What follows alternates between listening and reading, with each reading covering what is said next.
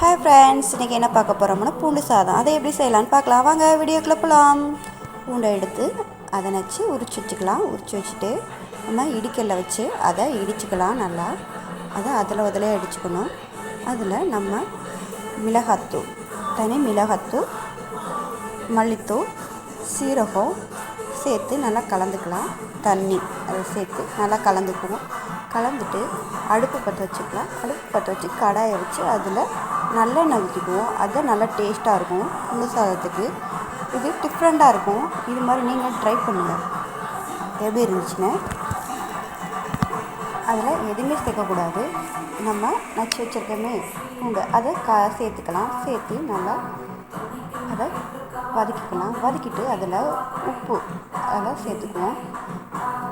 அரை எலுமிச்சம்பழத்தை அதில் புழிஞ்சு விட்டுக்குவோம். புழிஞ்சு விட்டு நல்லா கொதி வந்துடுச்சு. எப்படி இருக்குன்னு பாருங்கள். நல்லா கொதி வந்ததுக்கப்புறம் நம்ம சூடான சாதத்தை அதில் போட்டு நல்லா கிளறிட்டு கருவேப்பிலை, கொத்தமல்லி இதை தூவி நல்லா சாப்பிட்டா செம்ம டேஸ்ட்டாக இருக்கும். காரச்சாரமாக இருக்கும். இதில் வடகம், அப்பளம் இந்த மாதிரி வச்சு சாப்பிட்டா ரொம்ப டேஸ்ட்டாக இருக்கும். பாய் பாய். இந்த வீடியோ உங்களுக்கு பிடிச்சுன்னா ஷேர் பண்ணி